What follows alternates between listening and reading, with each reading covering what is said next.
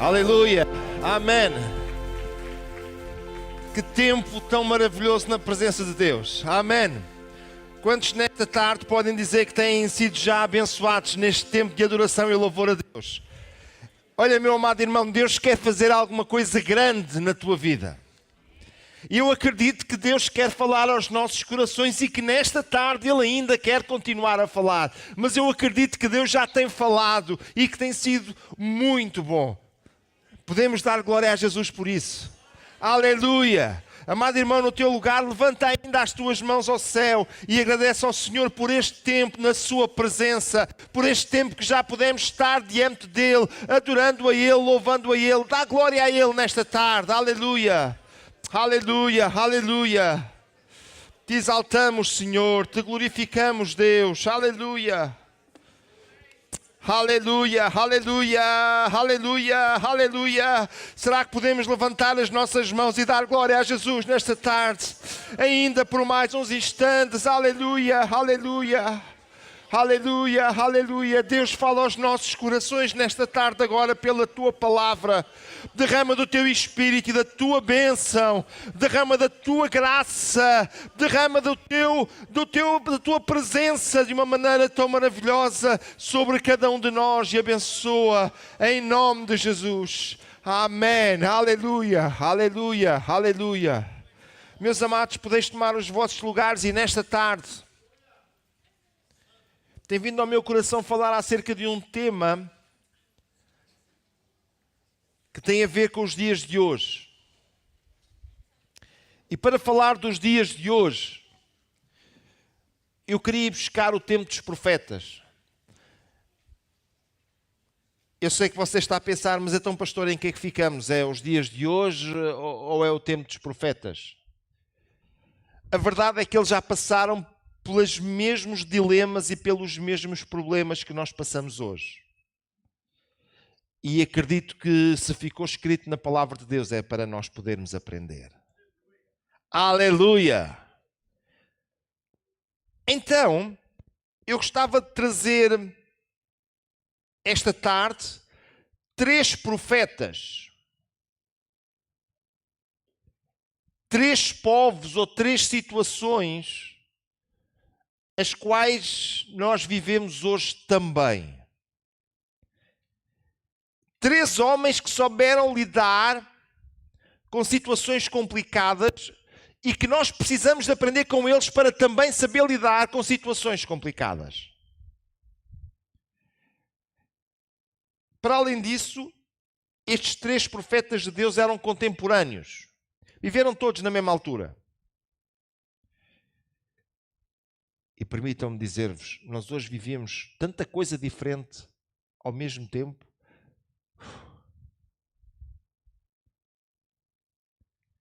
3 homens. Jeremias, Ezequiel e Daniel.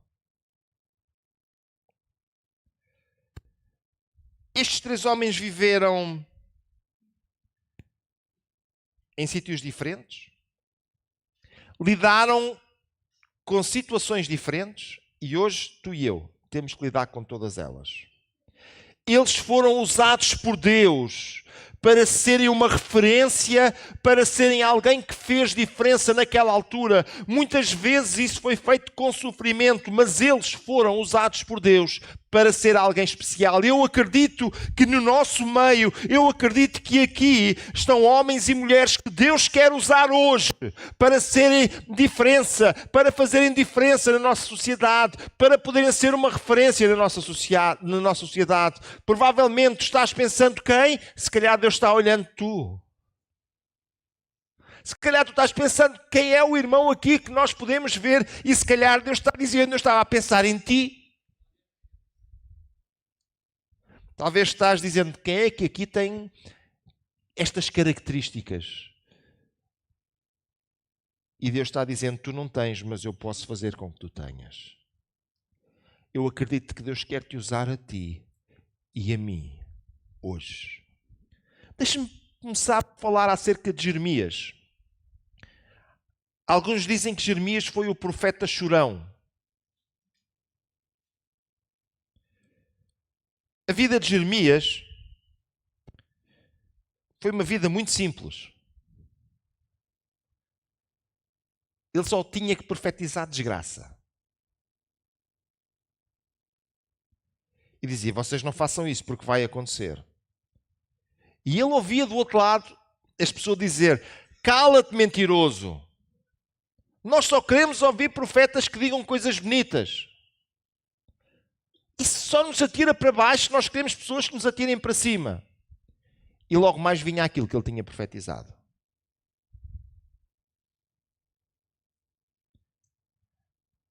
Amados irmãos, eu quero dizer-vos que hoje nós vivemos dias em que as pessoas já não estão tão interessadas em ouvir a verdade. As pessoas estão interessadas a ouvir coisas que os deixem bem dispostos e animados. E eu costumo dizer que a verdade nem sempre é simpática, nem sempre é bem disposta e nem sempre ela contribui para o nosso bem-estar imediato. Mas ainda assim, não deixa de ser a verdade. Hoje vivemos dias em que a verdade tem sido relativizada e vivemos quase uma verdade à la carte. Cada um escolhe a sua verdade para o seu próprio estilo, para a sua maneira de ser e ainda se diz abertamente, tu tens a tua verdade e eu tenho a minha verdade. Deixe-me fazer uma pergunta. Mas a verdade não é uma coisa ligada com os factos? Como é que do mesmo facto podem haver duas verdades?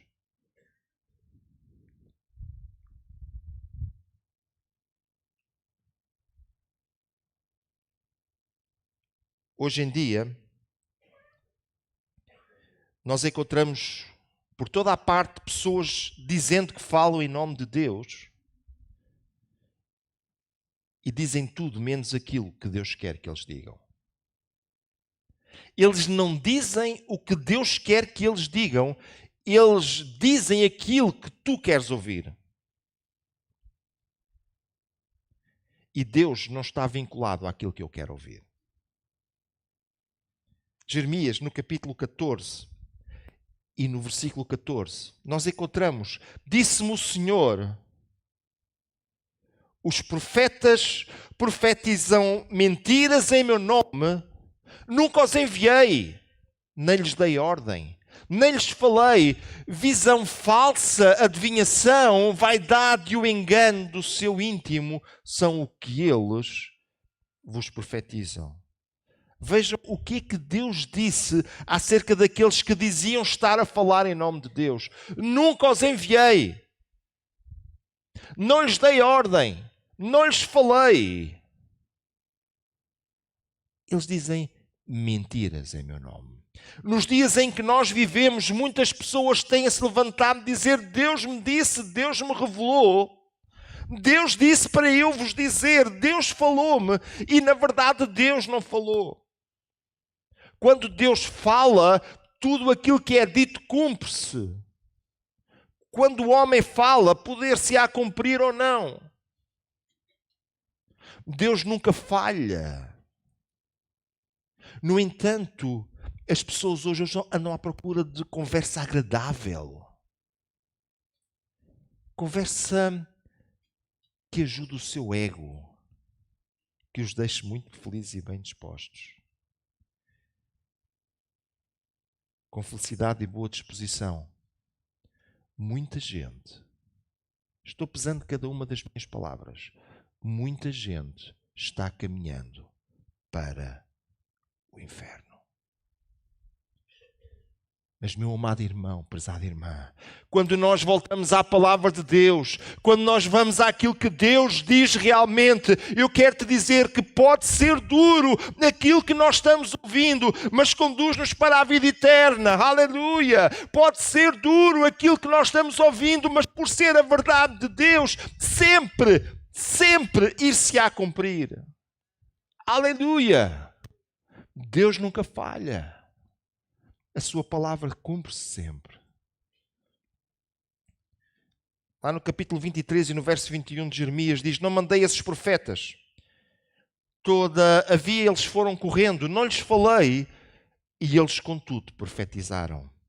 E no verso 22 diz: mas se tivessem estado no meu conselho, então teriam feito ouvir as minhas palavras ao meu povo, e teriam feito voltar do seu mau caminho e da maldade das suas ações.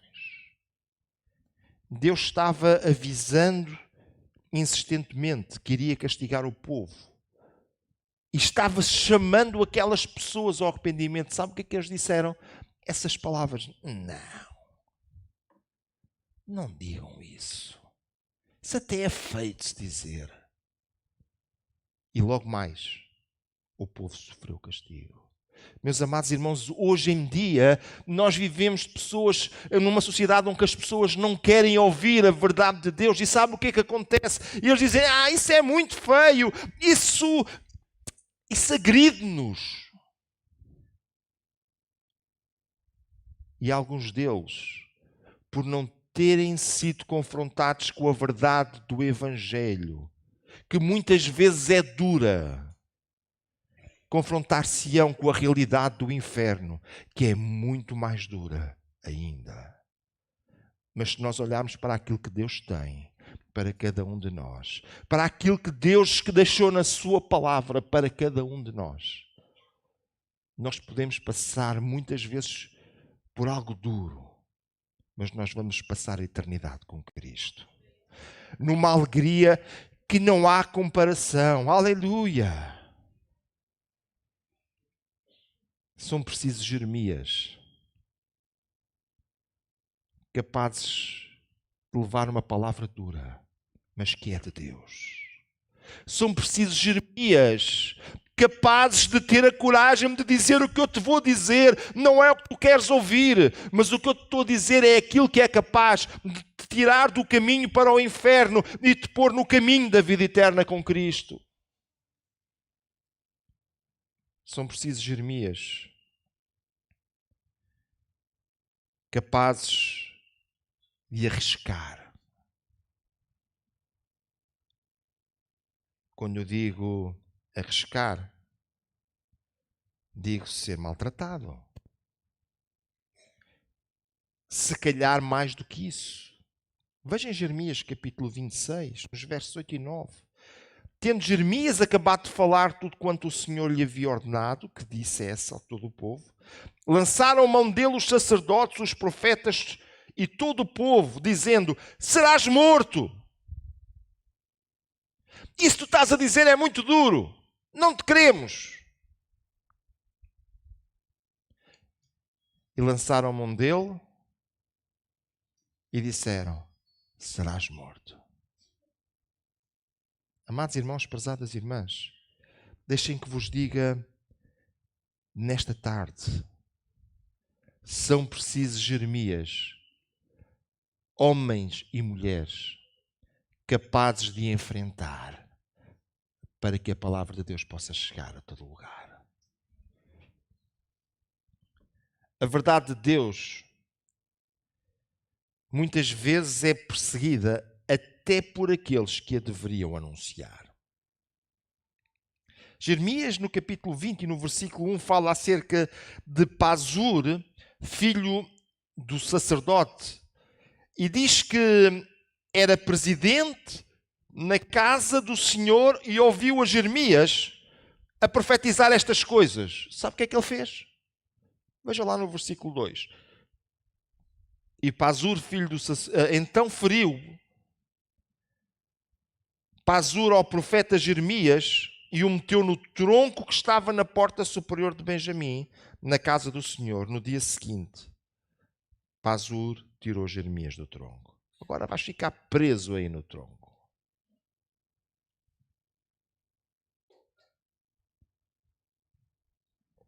Amados irmãos, que o Senhor nos ajude e nos abençoe. E que nós possamos ter a coragem de anunciar a Cristo. Não será fácil. Não será bem recebido. Mas é necessário que todos ouçam a verdadeira palavra de Deus. Amém? Amado irmão, prezada irmã, talvez tu estás pensando no teu coração, mas pastor, o que é que está dizendo aí? Eu estou dizendo que Deus está à procura de homens como Jeremias, capazes de anunciar a sua palavra, mesmo sabendo que não é isso que os outros querem ouvir. Estou dizendo que Deus está procurando homens como Jeremias, que sejam capazes de dizer aquilo que Deus quer que o povo ouça e não aquilo que o povo quer ouvir. Estou dizendo que Deus está procurando homens como Jeremias para numa geração como a que nós vivemos hoje, em que as pessoas não querem ouvir nada que vá contra as suas ideias ou aquilo que eles querem ouvir, mas que nós sejamos capazes de dizer a palavra de Deus diz e afirma. Deus está à procura. E eu acredito que tu estás aí. Tu estás aí. E Deus quer usar-te. Deus está à procura de homens como Jeremias, dispostos a sofrer para que a sua palavra, para que a palavra de Deus sempre seja proclamada. Amém. Bem, mas deixa-me falar acerca de Daniel. Daniel era uma pessoa muito especial. O seu círculo de relacionamentos era o palácio. Alguém especial? Sim. Era uma pessoa culta, muito culta. Era uma pessoa que desde muito jovem ele habituou-se a ser sempre reconhecido. Reconhecido pelo seu mérito, reconhecido pela sua capacidade, reconhecido pelo seu conhecimento. Uma pessoa reconhecida. Mas ele foi viver no meio de uma sociedade onde os valores foram pervertidos. Os valores éticos, os valores morais, os valores espirituais. E ele teve que viver no meio desta sociedade. Uma sociedade sem referências, uma sociedade sem valores.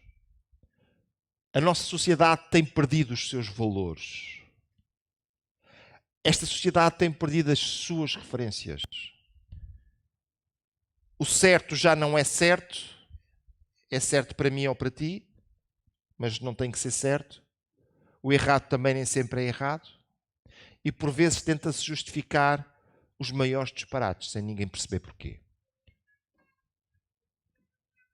E no meio de uma sociedade com valores pervertidos, Daniel conseguiu ser uma referência.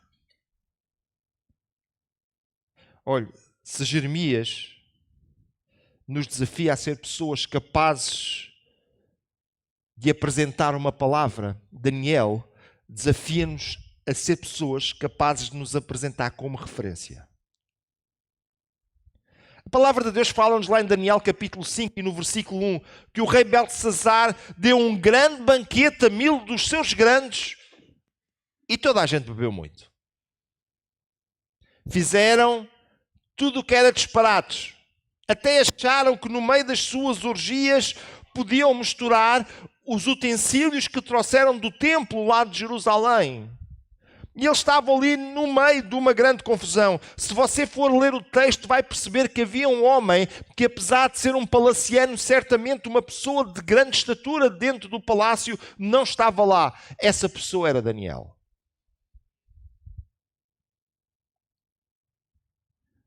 Mas agora, de repente, Deus decidiu julgar aquelas pessoas. E uma mão misteriosa escreveu na parede bonita, estucada do palácio. E aquela festa tornou-se num pesadelo e ninguém sabia o que é que estava a passar ali. Eu não sei como é que você reagiria se de repente apenas um bocado da mão aparecesse a escrever ali na parede. Mas aquilo perturbou imenso todas aquelas pessoas. O rei já não sabia mais o que fazer.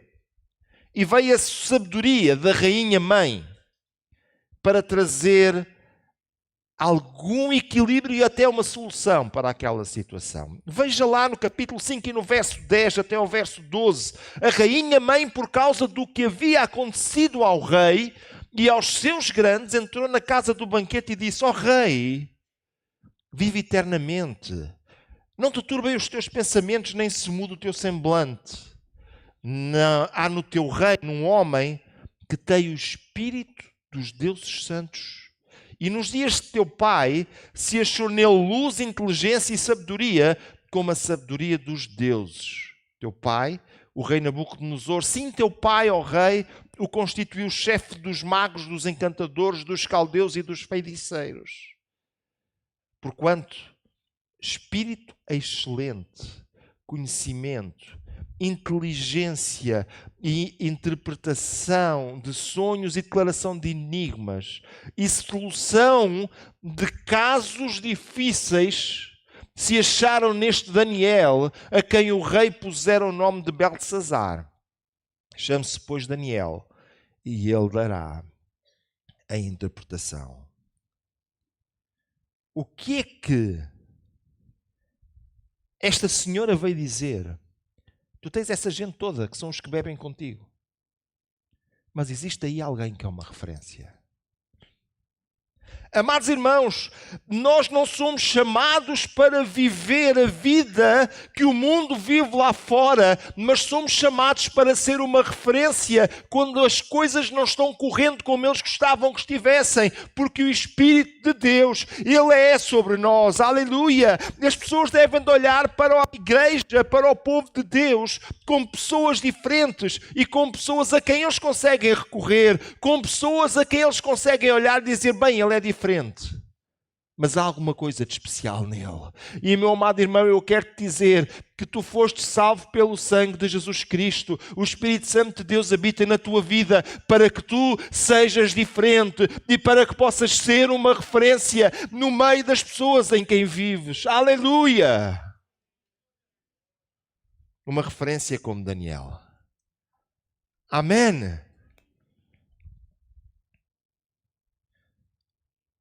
Uma referência até nos pontos fracos. Disseram, vamos acabar com Daniel. Qual é o ponto fraco?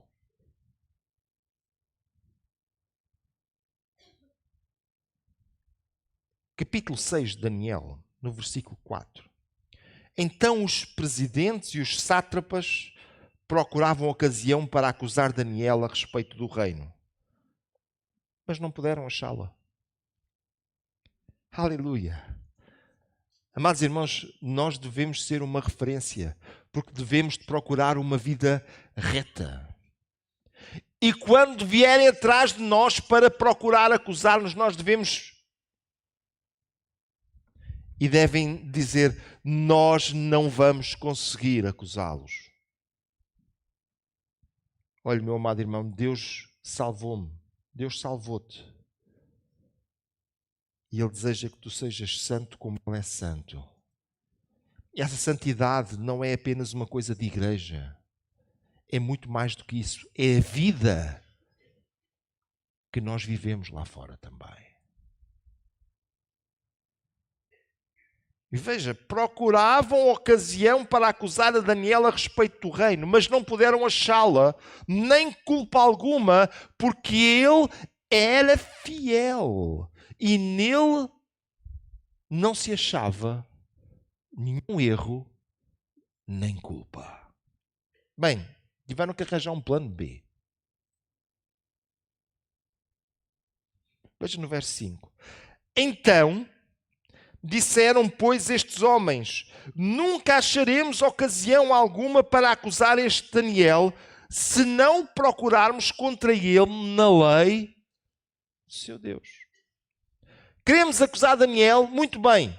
Temos que o proibir de ser fiel a Deus. E, meus amados irmãos, se quando os homens procurarem alguma coisa contra nós, a única coisa que encontrarem é dizer, bem, ele só vai falhar se o proibirmos de ser fiel ao seu Deus. Ele só vai falhar se o proibirmos de orar ao seu Deus. Ele só vai falhar se o proibirmos de ter comunhão com o seu Deus. Eu dou graças a Deus porque tu és uma referência. Aleluia!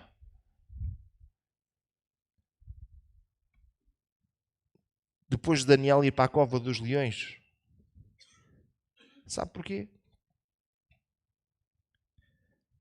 Porque quando se falava do seu Deus, ele não fazia cedências. Veja lá capítulo 6, o mesmo capítulo 6 no versículo 10. Ele não fazia nenhuma cedência. Daniel, pois, quando soube que a escritura estava assinada, entrou em sua casa em cima, no seu quarto, onde havia janelas abertas do lado de Jerusalém, e 3 vezes por dia se punha de joelhos e orava, e dava graças a Deus diante do seu Deus. E veja o texto que está a seguir. Como costumava fazer. Aleluia. Amado irmão, às vezes eu ouço testemunho de irmãos, até de alguns que já partiram e que foram referência para alguns que estão vivos hoje. E muitas vezes eu ouço a referência, aquele homem sempre era uma pessoa de oração. Sempre tirava tempo para estar em oração. Sempre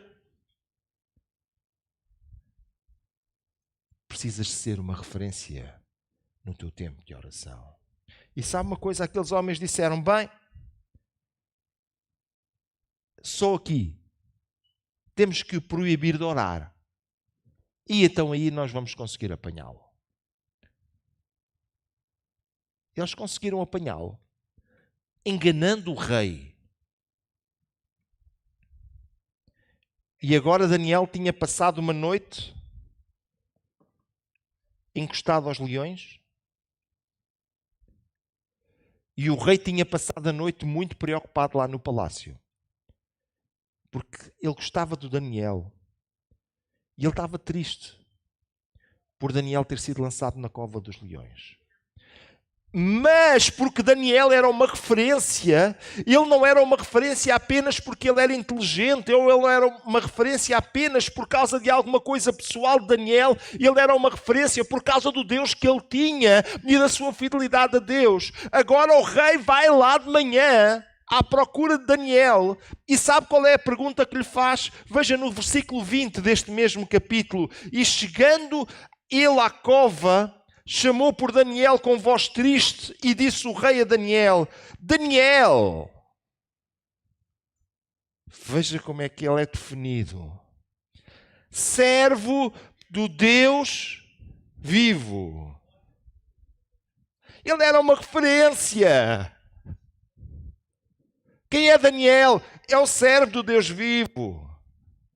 Quem é Daniel? É aquele que serve a Deus. Quem é o Daniel? Uma pessoa íntegra que serve a Deus, que nós conhecemos. Ele é uma referência. E agora veja o que é que o rei pergunta. Dar-se e ao caso que o teu Deus a quem tu continuamente serves tenha podido livrar-te dos leões? Não eram leões de plástico. Eles depois devoraram os próximos. Não eram leões sem fome. Nem daqueles leões do circo que estão preparados para... Eram leões. E que quando veem carne acham que têm almoço. Mas Deus, a quem Daniel servia, mandou fechar a boca dos leões. Sabe o que é que Daniel respondeu? Ó rei, vive eternamente. O meu Deus enviou o seu anjo e fechou a boca dos leões. Amados irmãos, Daniel era uma referência. Se o rei não achasse que havia uma possibilidade de Daniel estar vivo na cova dos leões, ele nunca teria deixado de madrugada ao palácio. Ele nunca teria ido visitar a cova dos leões de manhã. Ele sabia que de Daniel poderia haver para lá, por acaso, eventualmente um ou outro sítio. Mas ele disse, Daniel é uma referência. Ele é o servo de um Deus, o Deus vivo, um Deus diferente. Nós sabemos quem Ele é. Meu amado irmão, o mundo precisa de conhecer a Igreja do Senhor como homens e mulheres que são uma referência, que servem o Deus vivo. Hoje parece que não há referências. Mas Deus está olhando para ti e diz, tu precisas de ser uma referência. Olha, uma referência na forma de se afirmar. Eu falei-vos de Daniel, quando apareceu a mão misteriosa. Daniel já tinha um estatuto. A própria rainha-mãe. Daniel, nós todos sabemos quem é Daniel. O teu pai tinha-o lá em grande estima. Oh, Daniel. Falei-vos de Daniel, quando foi lançado na cova dos leões. Daniel tinha um grande estatuto. Era o chefe daquela gente toda. Por isso é que eles quiseram se ver livre do chefe. E quando Daniel não era assim? Daniel não nasceu assim. Daniel chega à Babilónia como um rapazinho levado do palácio de Jerusalém e chega à Babilónia e dizem, estes rapazes, eles vão ser instruídos na nossa ciência, eles vão comer a comida do rei. E não temos tempo para falar aqui sobre isto, mas acreditava-se que aquilo que as pessoas comiam tinha interferência naquilo que as pessoas eram. Nós vamos fazer desta gente pessoas muito grandes. E agora Daniel olhou para aquilo e disse, a comida do rei, antes de ir para a mesa do rei, passa pelo templo. E toda aquela comida é oferecida aos deuses daquele tempo. E eu sirvo ao Deus vivo. Eu não quero isto para mim. Mas é a ordem do rei.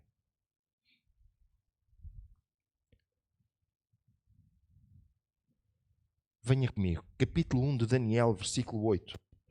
E Daniel resolveu firmemente não contaminar-se com as finas iguarias do rei. O que de melhor havia para comer na Babilónia estava na mesa do rei.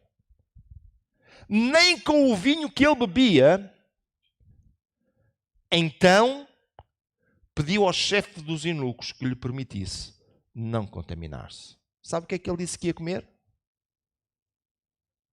Pois. Lá temos um Daniel vegetariano.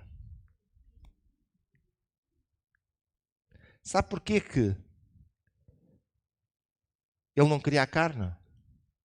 A carne passava pelo templo. Os vegetais não passavam pelo templo. Era considerado ofensivo oferecer os vegetais às divindades. Porquê que ele comia a comida do templo? Porque acreditavam que aquela comida trazia um conjunto de conhecimentos que eram passados com base na sua mitologia, com base nas suas crenças. Mas os legumes não passavam nada.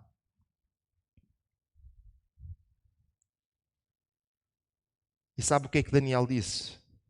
Eu acredito que o meu Deus, o Deus vivo, é quem me vai dar a sabedoria que eu preciso, a força e a energia que eu preciso, e até o aspecto que é preciso para impressionar primeiro o chefe dos eunucos e depois o rei. E ele determinou. Amados irmãos, Daniel poderia estar assinando a sua sentença de morte. Daniel estava correndo um risco elevadíssimo.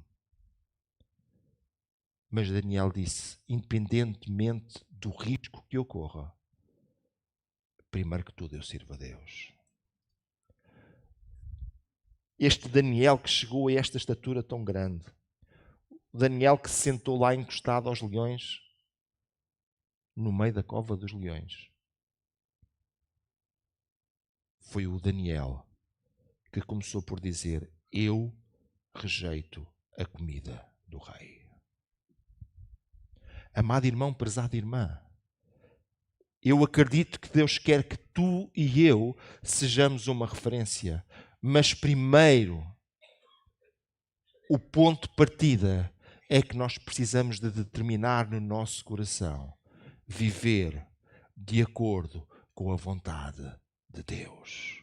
Viver de acordo com a vontade de Deus. Mesmo que isso nos exija uma postura firme, até uma postura parece que contra o mundo, não importa. Precisamos de nos levantar e dizer, eu quero seguir a Deus. E meu amado irmão, isso é custo o que custar, com as dificuldades que vierem. Não há concessões. O que a palavra de Deus coloca é para mim e eu quero fazer aquilo que a palavra de Deus diz. Sei que vocês querem ouvir quem é o último. O último é Ezequiel.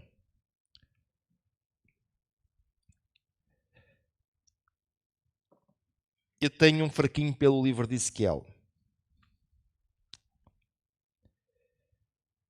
Ezequiel, eu acho que ele podia ser meu contemporâneo. Ezequiel viveu lá junto ao rio Quebar, nos subúrbios da Babilónia, e lá vivia uma grande colónia, uma grande comunidade. Tinha vindo de Jerusalém, era a força de trabalho, eram os artesãos, e era gente que veio mais ou menos nesta expectativa. Bem, nós vamos estar aqui uns tempos e depois Deus vai nos dar um grande livramento e nós vamos voltar para Jerusalém, a nossa casinha ainda deve estar lá. E de repente Ezequiel começa com uma mensagem muito forte da parte de Deus e diz, atenção, porque Deus vai julgar de tal maneira que a cidade será destruída, o templo será destruído e tudo vai ficar no chão.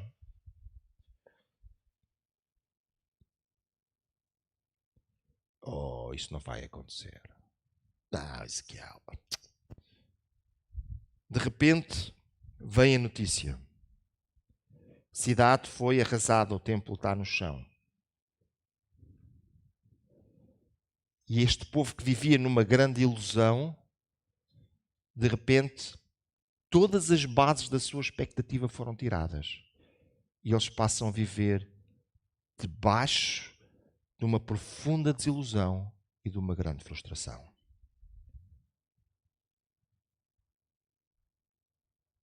Nós vivemos dias em que a minha geração foi iludida. A nossa sociedade está muito evoluída. A nossa sociedade está muito à frente. Nós já não somos arcaicos. Nós somos muito bons. Conseguimos resolver tudo. De repente apareceu o Covid e ninguém sabe o que é que havia de fazer. Ficou toda a gente, um em cada casa. E mesmo assim, começou a morrer gente. Nós somos capazes de resolver tudo. De repente, metade do mundo está em guerra e a outra metade está com as mãos na cabeça porque disseram, bem, nós deixávamos que já nem precisávamos mais de armas. Nós criámos uma sociedade e dissemos, não, uma sociedade onde as pessoas possam viver tranquilas, onde as pessoas possam viver sem nenhuma dificuldade. E hoje os jovens olham e dizem assim, bem, Eu até ganho acima da média, mas ainda assim não tenho condições para ter a minha casa.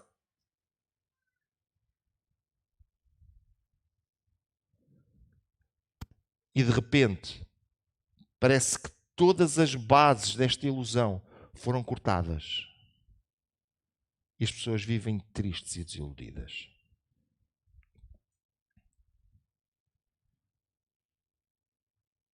Em Ezequiel, no capítulo 22, Ezequiel diz: os seus profetas lhes encobrem isto com cal por visões falsas, predizendo mentiras e dizendo: assim diz o seu Senhor Deus, sem que o Senhor lhes tenha falado. Está tudo bem. Quando não está tudo bem. Meus amados irmãos, prezadas irmãs, esta é a sociedade que nós vivemos hoje. Esta é a sociedade que nós temos nas nossas mãos. E esta é a sociedade que nós precisamos de dizer que mesmo quando parece que tudo está mal, ainda existe um Deus grande e poderoso, capaz de dar vitória. Aleluia!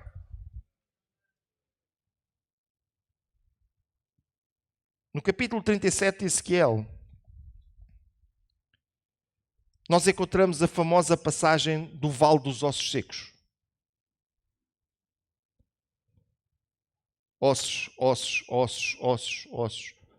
Se vocês chegaram a um sítio e viram uma vala cheia de ossos, sabe o que é que Deus disse? Será que eu não posso dar vida a estes ossos?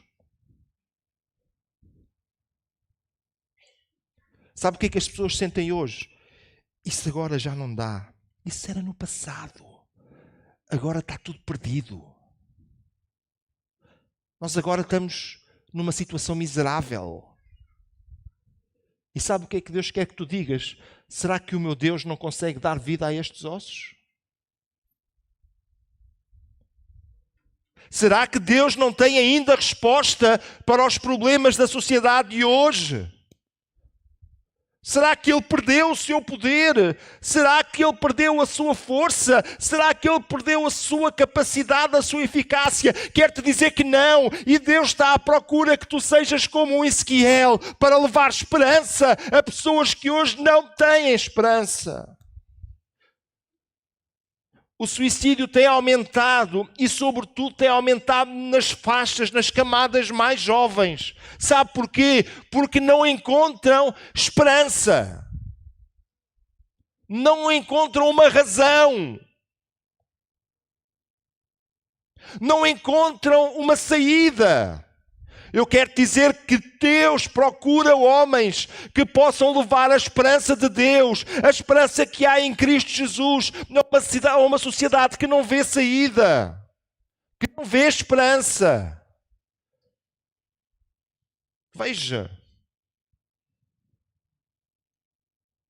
Versículo 12 deste capítulo 37.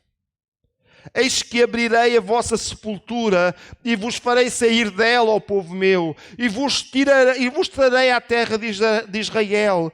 Sabereis que eu sou o Senhor, quando eu abrir a vossa sepultura e vos fizer sair dela, ó povo meu. Porei em vós o meu espírito, e vivereis, e vos estabelecerei na vossa própria terra. Então sabereis que eu, o Senhor, disse isto e o fiz. Eu disse e eu fiz. Dizer é fácil. Você pode chegar aí fora e dizer o que você quiser. É mais difícil fazer aquilo que se diz. Mas eu quero dizer que para Deus tanto é fácil dizer como fazer. E nesta hora, neste tempo, Ele está procurando homens e mulheres como Ezequiel, capazes de levar esperança a um mundo perdido, falando-lhes acerca de um Deus que enviou o seu Filho Jesus Cristo para trazer uma nova esperança. Ele não veio apenas dizer coisas, Ele veio dizer e fazer. Aleluia! Eu quero dizer nesta tarde que Deus está à tua procura para que tu possas ser um Ezequiel um promotor de esperança. O trabalho de Ezequiel foi penoso. Porque aquelas pessoas viviam muito longe de Deus. A nossa sociedade, uma das ideias estranhas que criou foi que podia viver sem Deus. Deus criou tudo, todas as coisas. Ele é aquele que sustenta todas as coisas e de repente o homem diz que não precisa de Deus. Alguns até quiseram anunciar a morte de Deus. Deus não faz falta. Porque o homem, com a sua capacidade, com a ciência que desenvolveu, ele consegue tudo. E neste momento, o homem acha que não tem nada. Porque tudo isto foi uma ilusão. E agora sente a frustração dessa ilusão. Ezequiel, no capítulo 22, no verso 26, diz que os seus sacerdotes transgridem a minha lei e profanam as minhas coisas santas. Entre o santo e o profano não fazem diferença, nem discernem o imundo do limpo. Dos meus sábados escondem os olhos. Assim sou profanado no meio deles. Quantas pessoas têm levantado dizendo as coisas, as maiores aberrações acerca de Deus. Esquecem-se que é Ele o sustentador de todas as coisas. E sabe o que é que as pessoas vivem hoje? Se calhar nós precisamos de Deus. Um senhor chamado Caputo escreveu um livro. A fraqueza de Deus. Um rei sem soberania, escreve ele. Um Deus fraco. Na verdade, nos dias em que nós vivemos, a ideologia é que o homem é forte. Mas a verdade é que este homem forte tem-se mostrado um fracasso. Mas a verdade é que este homem forte tem conduzido a sociedade, tem conduzido a humanidade a um conjunto de becos sem saída. E as pessoas sentem desilusão. Meu amado irmão, nesta tarde, Deus está à procura de homens como Ezequiel, para ir lá onde as pessoas dizem que já não há resposta, como se fossem ossos secos, e possam dizer: o meu Deus é capaz de dar vida a estes ossos. O meu Deus é aquele que é capaz de pegar aquilo que já não tem forma e dar jeito para caminhar. O meu Deus é aquele que é capaz de pegar naquilo que está completamente morto, sem vida, sem força, e Ele é capaz de pôr isso a funcionar. O esqueleto não funciona. Mas Deus quer trazer vida. Falei-vos de 3 homens. São precisas Jeremias, capazes de dizer a verdade. São precisos Daniéis, capazes de ser uma referência. São precisos Ezequiéis, capazes de apregoar esperança. Amado irmão, prezada irmã, não é plano de Deus usar o universo ou usar os anjos, mas Ele tem-te colocado a ti e a mim neste mundo para sermos usados. Deus está à tua procura para seres alguém capaz de anunciar a sua palavra com a força, com a frieza, com a dureza da verdade. Deus está à procura de pessoas que sejam uma referência e que a sua vida seja um marco, um impacto para os outros. Deus está à procura de homens e mulheres que sejam capazes de trazer esperança no mundo perdido.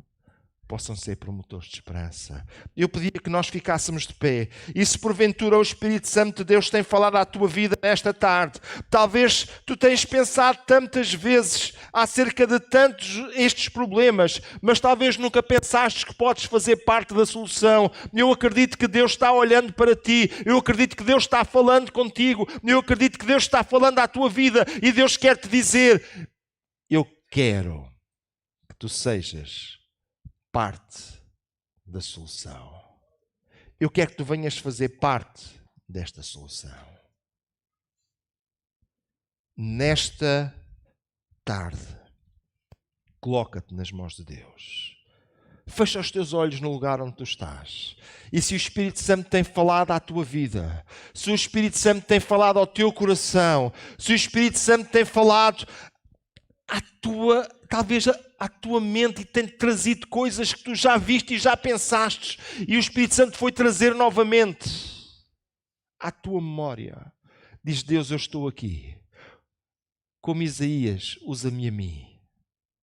Coloca-te nas mãos dele. Coloca-te nas mãos dele.